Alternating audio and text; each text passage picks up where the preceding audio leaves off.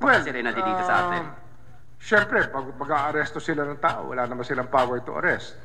Hindi naman sila yung may power na gumawa ng mga bagay-bagay. So, good morning. Ito mga kabanat, no, nagkaroon ng press conference itong si DOJ Secretary Remulla, mga kabanat, patungkolan niya sa pagpasok ng ICC dito. Ayon kay Secretary Remulla, hindi daw makikialam, no? Hayaan nila yung ICC na pumasok dito. At itong si Senador Bato de la Rosa ay target na rin daw o suspect na rin daw ng ICC. Kapag daw pumasok ang ICC dito, no, hindi daw mangingialam itong ating government. Ibig sabihin, hayaan lang nilang papasok dito sa bansa, mag-iimbestiga itong ano. Totoo lang, napakahirap pala, no. Baga, yung war on drug ni President Duterte, napakalaking impact talaga sa pati ICC nakikialam, mga kabanat. Talagang dapat hayaan na lang talaga ang droga sa ating bansa, no? Hayaan na lang talaga. Kasi kung pakikialaman mo, mga kabanat, kung talagang gusto mong sugpuin ito, talagang may kalalagyan. Tingnan mo nangyari kay President Duterte ngayon, De La Rosa, no?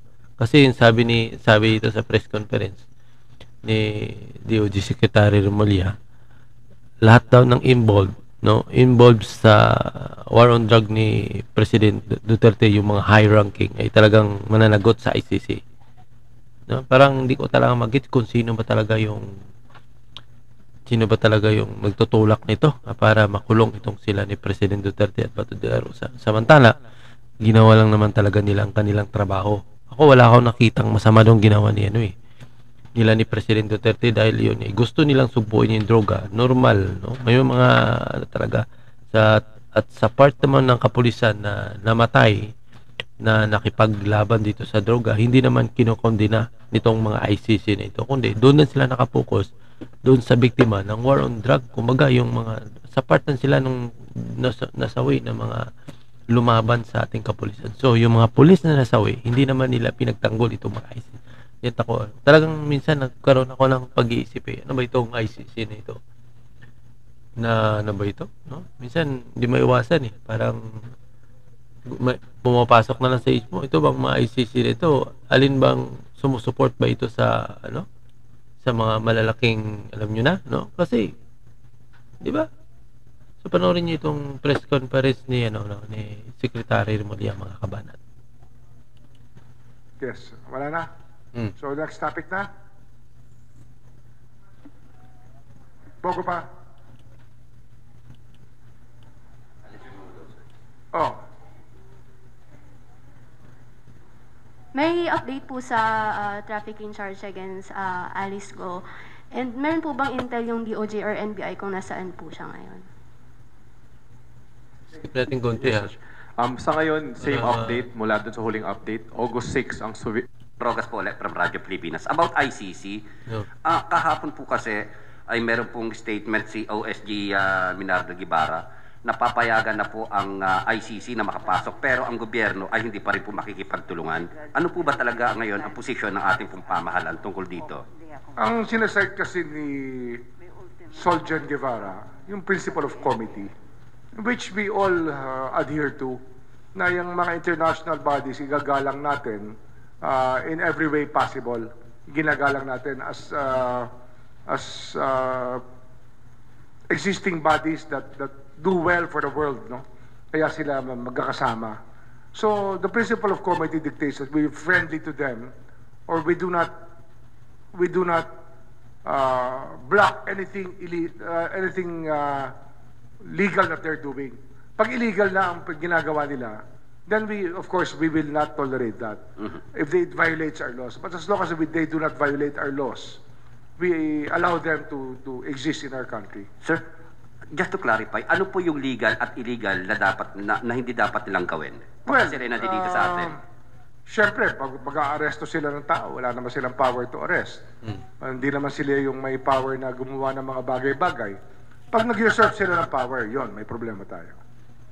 Sir, may binabanggit si former Senator Trillanes, suspect na raw po ng ICC Senator Bato de la Rosa and the other former PNP high-ranking officials. Ano po ba ang inyo pong natatanggap na I information? cannot comment on that, no, about Senator De La Rosa. Ang sa akin lang, just the ICC's job eh. Hindi ako, no, I'm not in the business of politics. We just want things to happen properly within our country. Di ba? So kung ano man ang status niya, hindi ko problema yon. That is already something between the ICC and Senator Bato. Di ba? So, I cannot comment on that. Ang problema kasi mga kabanat, no? Ang problema kasi sa ICC, yung lahat ng nagdudulog doon ay against eh. Wala kasing counterpart doon eh. Ibig sabihin, yung ICC parang kung ang ICC hindi ito tinatawag na maging neutral. Tapos itong sila Senador Bato de la Rosa eh.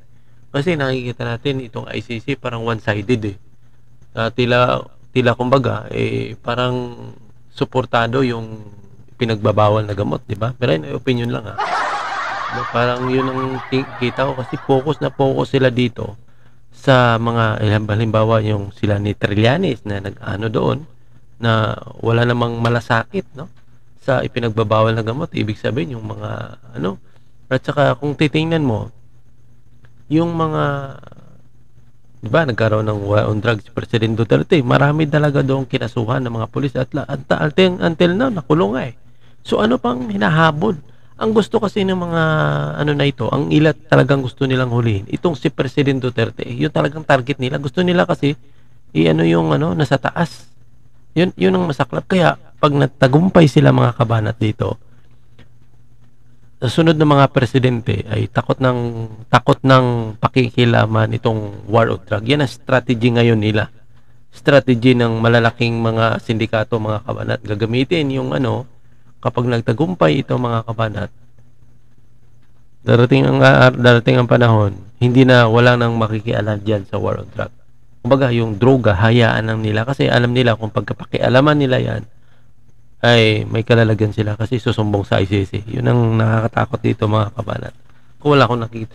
Kasi ako, 2016, nag-start na tayo ng ano, nakikita ko, wala namang masama doon sa ano eh, sa ginawa ni President Duterte. Normal talaga, mayroon ng laban at iba, yung mga pulis ay ginagamit talaga kanilang kapangyarihan para maglinis. Talagang maraming iskalawag yan. Marami talaga mga pulis na kumbaga, in the word ni President Duterte, mga tarantado talaga. Pero ang problema kasi, dinadamay nila si President Duterte. At sa totoo lang, no, nangyari kay Kian de los Santos eh. Diba? Ay totoo lang, yung pulis nakulong doon. At murder yung kaso. So ano pang gustong gagawin ng mga ano ito? Ang gusto kasi nila, i-dismantle itong mga Duterte talaga. I-dismantle talaga. Kita nyo, pati si Sara Duterte involved sa ICC. Talagang kita nyo, gusto nila talagang kasi parang sa 2028 para malinis na yung kanilang ano, kasi ang pinakamabigat talaga na kalaban nila mga kabanat for 2028 election, itong mga Duterte. Lalo na ngayon, itong mga Duterte nagpapahayag na tatakbo sa pagka mataas na ano hindi ko alam, si Basti yata, no? Talagang magsisikap talaga ito kasi number one na kalaban nila ngayon, bagamat sinisiraan na si Vice President Sara Duterte, pero hindi wala effect yan mga kabat kapag tumakbo ito si Sara Duterte sa pagka-presidente. Napakalaking delikado. Yan ang nakikita ko dyan, no, na kaya nga nagsisikap sila. Sa totoo lang, wala naman talagang kabalas. Kumbaga, yung mga gagawa nila, sasampa sila sa ICC, wala naman talagang katuturan eh. Di ba? Nung eleksyon, no? Patapos yung termino ni President Duterte na nahimik yan, wala na yung ICC. Nung nanalo si Vice President Sara Duterte, doon na naman sila nagkukumahog. Di ba? Doon na naman sila nagkukumahog na pati si Bato de la Rosa, ngayon pati mga high-ranking official na hinahabol na nila, pati itong si Sara Duterte, Basti, parang na-involved na mga kabanat dito. Gusto na nilang patahimikin. Kasi, alam nila, ang nakikita kong punto dyan, no? Nakikita kong punto dyan, una, may personal interest eh, yung malalaking sindikato. Kasi kapag nagtagumpay sila dyan mga kabanat, halimbawa, napakulong nila si President Duterte, napakulong nila si Bato de la Rosa, itong mga presidente na susunod, takot nang pakialaman itong ipinagbabawal na gamot. Takot na, hayaan na lang nila dyan mga kabanat na kalat. Subong ngayon, tingnan mo, kalat na naman mga kabanat. Kalat na naman. Pati mo yung mga ano na wala nang pangbili ng wala nang ipagpambili. Isang ano ibibili pa diyan. Kaya hindi umasinso yung mga ating mga kababayan minsan. 'Di ba? Sasabihin mo, "Oy, tagal na 'yan", ganoon, pero wala pero handa kay inahaluan kasi ng ano, inahaluan kasi nila ng ipinagbabawal na ano halimbawa, bibili pa ng ganoon, panghitit. Alam mo kung mahal-mahal 'yan, 'di ba? Kaya ano naman mga kabanat yun, talamak na naman mga kabanat. No? Dahil malas-malas na talaga nila kapag nanalo ulit itong Duterte. Pero ngayon, kaya ngayon sinisikap nila na mapigilan ito sa pamamagitan nitong ICC na ito mga kabanat. Yun ang nakikita ko diyang balak nila. No? Gusto nila talagang tibagin itong Duterte para walang sagabal sa 2028. Kasi sino ba yung mabigat na kalabanin ni halimbawa kasi yung mga Marcos hindi naman nakakatakbo yan. Hindi naman nakatakbo si President Duterte Marcos Alangan naman ang pinaka-possible na tatakbo o di kaya si Sandro Marcos o di kaya si Jaime Marcos, no? Yun lang ang mga posibilidad na tatakbo. Sa mga Duterte kasi ang tatakbo maaring si Sara Duterte, maaring si Basti, maaring si Pulong, no? O tatlo yung mga pero mabigat na kalaban talaga diyan, no? Pag tumakbo itong si Sara Duterte. Talaga mga kabayan, pag tumakbo ito ng presidente sa 2028. Tapos ang laban mga kabanat sino bang ilalaban nila diyan? Si Leni? Sino pa? Halimbawa si Trillanes sa takbo ulit. Kahit si Trillanes kasi mga kabanat, kahit iararo niya pa yung mukha niya sa kalsada, hindi na talaga mananalo yan Gasgas na si Trillanes walang napatunayan mga kabanat.